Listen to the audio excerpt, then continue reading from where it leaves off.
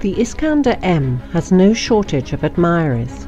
They include the Islamic State and other Islamist entities in Syria, Poland, Turkey, NATO as a whole, and of course the United States. Seemingly, no other Russian weapon system is as likely to steal a headline as soon as it makes an appearance somewhere on the global chessboard. To what does it owe its worldwide fan base? In part, the answer lies in its actual combat abilities. It is a medium-range missile system which uses a combination of maneuvering and therefore difficult to intercept ballistic missiles, capable of carrying a variety of conventional and nuclear warheads. It is extremely accurate, with a circular error probable of under 10 meters, which makes it useful against heavily protected small targets that would require a direct hit in order to be destroyed. Its officially acknowledged range of 500 kilometers makes it a weapon of far more than tactical importance, as it can destroy sites far behind enemy front lines and hold in check enemy value targets such as key infrastructure, high-level command posts, and logistical nodes. The entire system is based on highly mobile wheeled platforms, which are suitable for aerial transport by heavy airlifters. Iskander-M deployment to Syria demonstrated Russia's ability to send these powerful warfighting and conventional deterrent weapons to almost any friendly part of the globe on a moment's notice. As of April 2016, the Russian military had 6 complete Iskander-M brigades in service, with each brigade possessing 12 launch vehicles. Since each vehicle carries 2 ready-to-launch missiles, with reloads carried by the brigade's resupply vehicles, each brigade is capable of a simultaneous 24-missile volley, which would be sufficient to saturate any tactical anti-ballistic missile system currently in service or development. In effect, a single Iskander-M brigade is equivalent to 3 Bayan-M missile corvettes in terms of firepower, though the land-based launchers can be rapidly reloaded, whereas the corvettes would have to return to base for replenishment. The other reason for Iskander-M's popularity is its political dimension.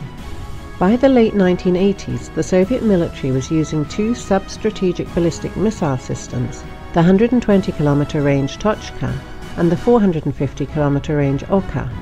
Even though Oka's range was below the 500-kilometer threshold of the Intermediate Range Nuclear Forces Treaty, the Gorbachev government in effect made the US a present by pledging to eliminate the Okas along with longer-range missiles. Even though it left the Soviet military without a modern operational range missile system, evidently Gorbachev and others hoped that such weapons would be unnecessary in the era of the New World Order. They turned out to be wrong. The Iskander-M was developed and deployed in order to fill that gap once it became clear that NATO's intentions towards post-Cold War Russia were far from benign. NATO, and especially the US, has undertaken several initiatives to render the INF Treaty obsolete. They include the deployment of intermediate-range air-launched cruise missiles, such as the JASSM, carried by tactical aircraft, whose existence clearly violates the spirit of the INF Treaty.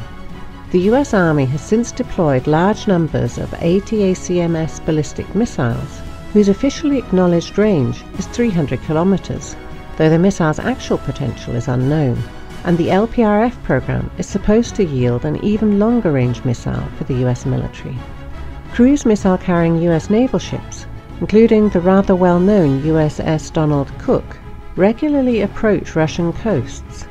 But the most direct US violation of the INF Treaty is the placement of land-based anti-ballistic systems in Eastern Europe.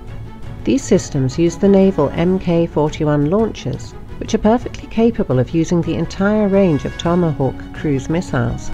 Therefore, the deployment of these ABM systems also means a US breakout from the INF Treaty.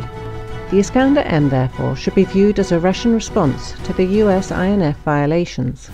In addition to the 9M723 ballistic missile with a range of 500 kilometers, each launch vehicle can also fire the 9M728 cruise missiles, whose actual capabilities have never been revealed, though the missile has been tested out to at least 200 kilometers.